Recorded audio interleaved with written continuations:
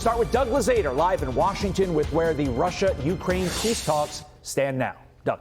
Good morning, and these developments are happening pretty quickly here. First, we have news from the Wall Street Journal that Zelenskyy may be open to what they're calling proportional land swaps with Russia, and we could soon see face-to-face meetings involving Zelenskyy, Trump, and Putin. That follows this extraordinary meeting at the White House yesterday, and you see all of them gathered there. Trump, Zelenskyy, 7 other European leaders.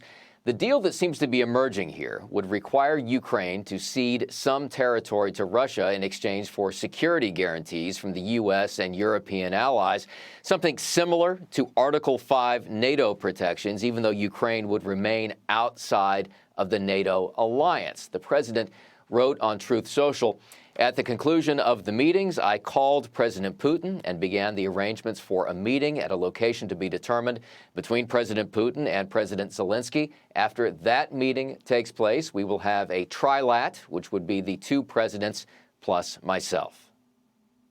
We'll see, and in a certain period of time, not very far from now, a week or 2 weeks, we're going to know whether or not we're going to solve this, or is this horrible fighting going to continue. We'll do the best to get it ended.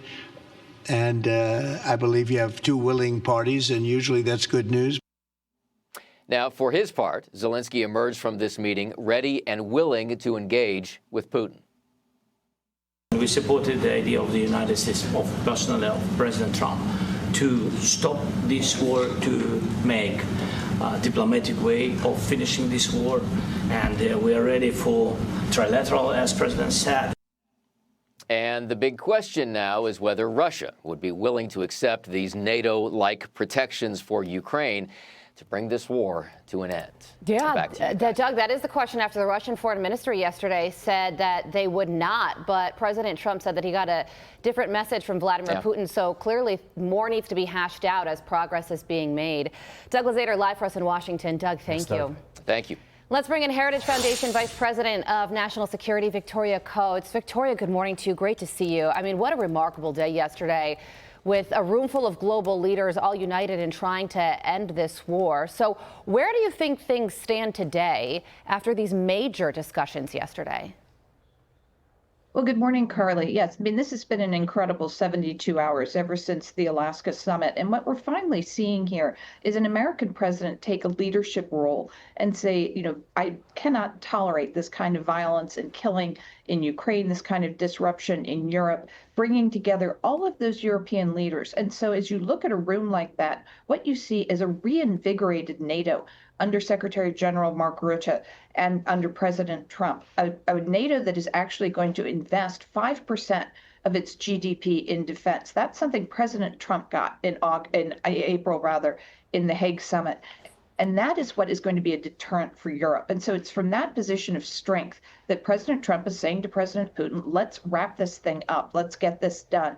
And President Zelenskyy of Ukraine is right on board with all of this. And I think we're going to see more developments in coming days to finally bring this war to an end. Yeah, and on the deterrent front, as well as the leadership front, the Wall Street Journal is reporting that everybody in the room yesterday agreed that Secretary of State Marco Rubio would lead a task force to draft up what some of these security guarantees would look like. And yesterday, during President Trump's remarks, he said that the European nations are going to take a lot of the burden, and then the United States will come in and make sure that things are really secure. So, I mean, fill in the blanks for us on what you think that means. It sounds like the president might be talking about something short of American boots on the ground. Oh, I think so. I mean, the president is always careful to reserve all of his options.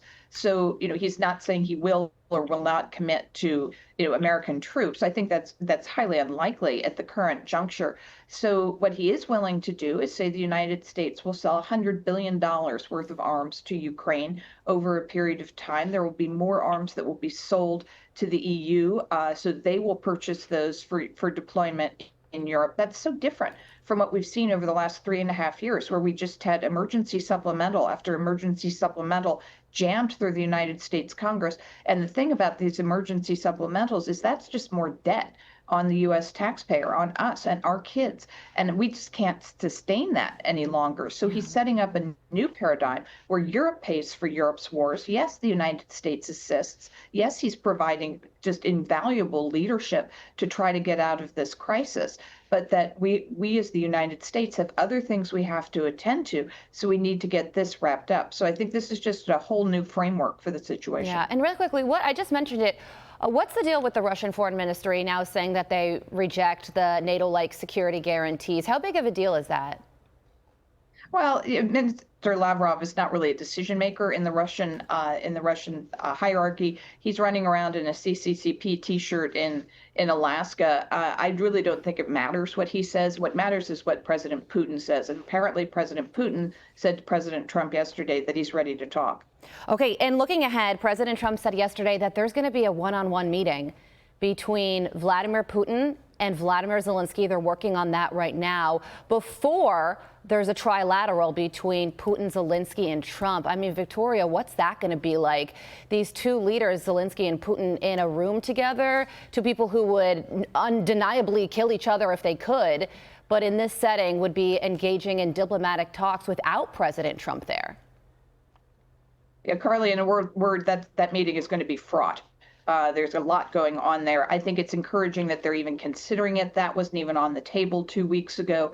If they can get into a room, they can have a conversation, figure out what might be possible, and then President Trump can come in and mediate. So we'll leave it up to them how they're going to rack and stack those meetings. But the fact that it's even being considered is demonstrable material progress. Yeah, and it could be President Trump trying to distance himself from exactly the contours of how this war actually ends while he pushes for it to do just that. And yesterday, during these discussions between Zelenskyy, the European leaders, and Trump, 7 people were killed, including 2 children. So clearly, as these negotiations continue, this war is still very real in Ukraine. Victoria Coates, thank you so much for joining us.